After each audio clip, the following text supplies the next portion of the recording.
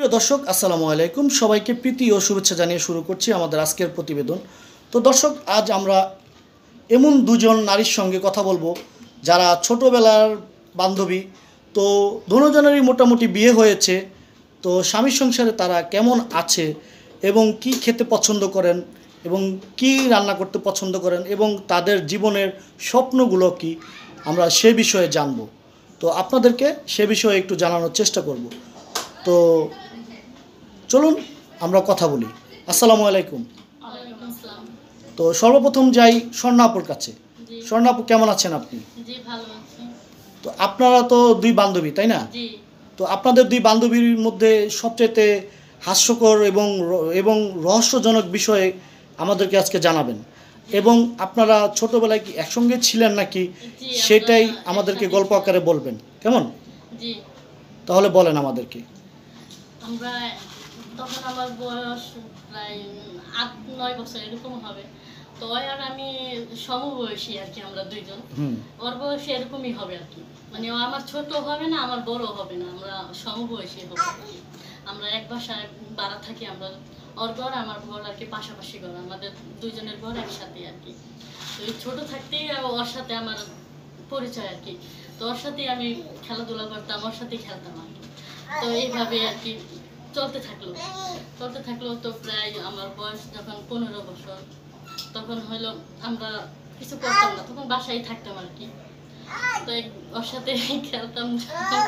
ওর সাথে একটা খেলা, মানে যে একই ঋতু যে খেলাটা বলে আর কি, সবাই আপনারা জেনে থাকবেন। হ্যাঁ হ্যাঁ হ্যাঁ, ছোটবেলায় সবাই খেলে, খুব মজার একটা খেলা। হ্যাঁ। তো আর আমি খেলতে যে আমি মনে করেন শয়তানি করে নিচে হয়ে গেছিলাম। তো নিচে হয়ে গেছিলাম তো ওই আমার উপর দিয়ে লাফ দিতে যে পড়ে যে ওর নাকে খুব ব্যথা হয় আর কি।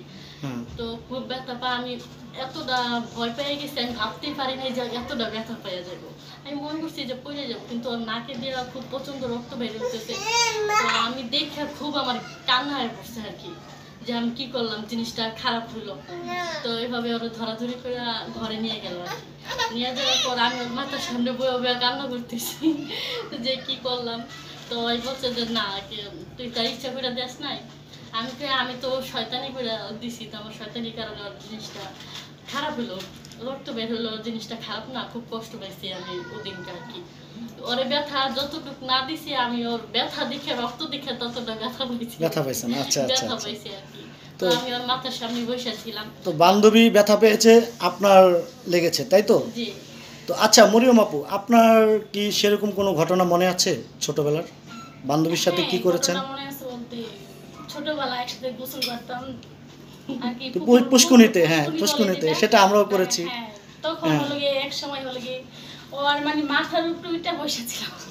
আচ্ছা আচ্ছা। কাঁধে বসে আছিলাম। পর দিয়ে তো ওই পানি খেয়ে খেয়ে মানে একদম মরার মতো হয়ে গেছিল। তখন আর এতটা চেঞ্জ ছিল না, মানে বুঝি না তো তখন কি হবে।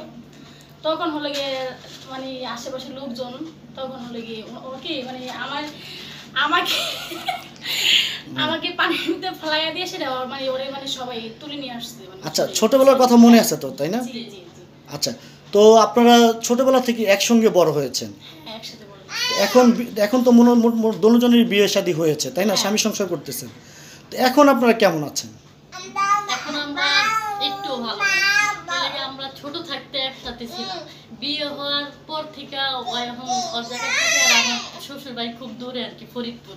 আমি অনেক দূরে থাকি, তো ওর সাথে আমার ফোনে কথা হইলেও দেখা হয় না আর কি, দেখা হয় না। প্রায় 5-6 বছর ধরে আমরা আলাদা। যদি আমার বাপের বাড়িতে আমি বেড়াতে আসি, তাহলে আমার বান্ধবীর সাথে আমার দেখা হয়, নাইলে আমার দেখা হয় না। এটা আর কি কষ্ট। আচ্ছা আচ্ছা, আপনার বাবার বাড়ি কোথায়? আমার বাবার বাড়ি হলো মধুবাগ আর কি। মধুবাগ, আচ্ছা আচ্ছা। তো বাবার বাড়িতে বেড়াইতে আসলে মরিয়ম আপুর সাথে দেখা হয়, তাই তো? আচ্ছা আচ্ছা। তো মরিয়ম আপু, আপনি কি স্বর্ণ আপুকে মিস করেন না যদি আপনার সাথে দেখা না হয়? তা তো অবশ্যই। আমি সবসময় সপ্তাহে যেটা 7 দিন হয়, 6 দিনই কথা হয় আমার সাথে। তো আপনি কখনো কখনো ওনার বাড়িতে যাওয়ার চেষ্টা করেছিলেন? হ্যাঁ, চেষ্টা করি, কিন্তু যাওয়া হয় না।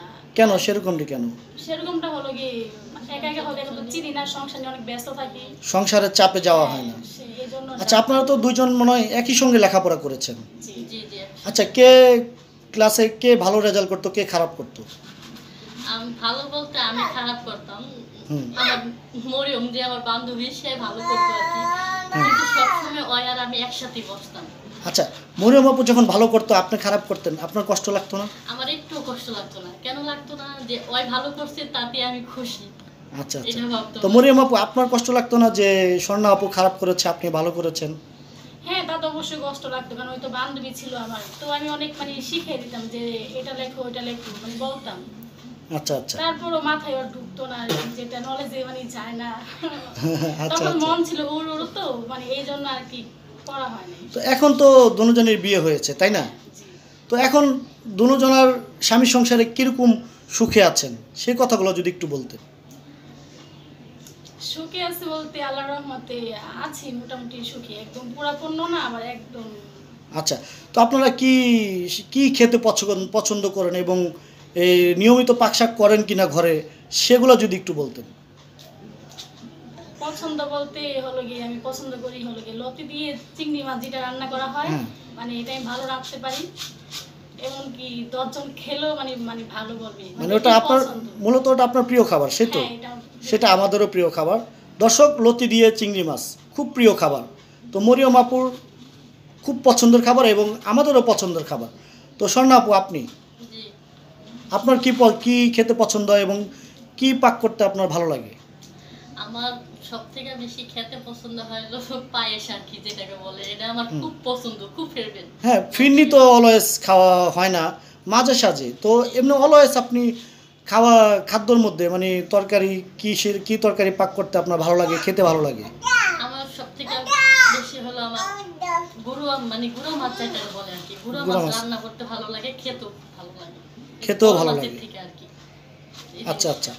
তো আপনি আপনার এই যে বাবুটা জি, দেখতেছি, সুন্দর একটা কিউট একটা বাবু। জি। তো বাবুর জন্য আপনার কি কিনবেন বা কি পড়াবেন, সে বিষয়ে আপনার কি ভালো লাগে? এগুলো তো বিশেষ করে বেশিরভাগ মাদেরই একটু টেনশন থাকে, চিন্তা ভাবনা থাকে, আমার সন্তানটাকে আমি কি পড়াবো এবং কি কিনে দিব বা কি খাওয়াবো। জি, জি। তো আপনার সে বিষয়ে একটু যদি বলতেন। যে আমার ইচ্ছা বা স্বপ্ন, আমার মন চায় আমার মেয়েটাকে আমি একটু ভালো কাপড় চাপড় পরাই বা ভালো কিছু খাওয়া দাওয়া করাইতে চাই আর কি। মানে এটাই ইচ্ছা আমার, যে আমি একটু ভালোভাবে চলাফেরা করতে চাই, মেয়েটাকে একটু ভালো খাওয়াইতে চাই, মেয়েটারে ভালো রাখতে চাই। সব কিছু এখন আমার মেয়েকে নিয়ে আমার আর কি। আচ্ছা, আপনার সন্তানকে আপনি কি বানাতে চান? আমার সন্তানকে আমি একদম হাফিজি বানাইতে চাই আর কি, যারা বলে আর কি। হেফজো বানাতে চান? হ্যাঁ, হ্যাঁ, হ্যাঁ। আচ্ছা, এই মানে আরবি লাইনে তাকে পড়াশোনা করিয়ে, হ্যাঁ, হ্যাঁ, হ্যাঁ, তারপরে ওনার ভবিষ্যৎ পরিকল্পনা তো পরে, তাই না? হ্যাঁ, পরে। আচ্ছা আচ্ছা। তো স্বর্ণা আপু, জি, তো মরিয়ম আপু যে বললো আপনাকে সে মিস করে অনেক, জি। তো আপনি কি কখনো তাকে মিস করেন? জি, আমি এত দূরে থাকলে কি হবে? আমি আমার মার কাছে তখন ফোন দিই, আমি জিজ্ঞেস করি যে মরিয়ম কি আসে নাকি? তো আমার মা বলে প্রতিদিনই আসে, আসলে তোর কথা জিজ্ঞেস করে। তা আমি বলি ও কেমন আছে? কয় হ্যাঁ ভালো আছে। বা ওর ছেলে কেমন আছে? হ্যাঁ ভালো আছে। মানে যখন কথা ওর সাথে না হয় তখন, মানে ফ্যামিলির সাথে তো এরা, যখন ফোনে আমার টাকা না থাকে তখন আমার বাপ মা আমাকে ফোন দেয়।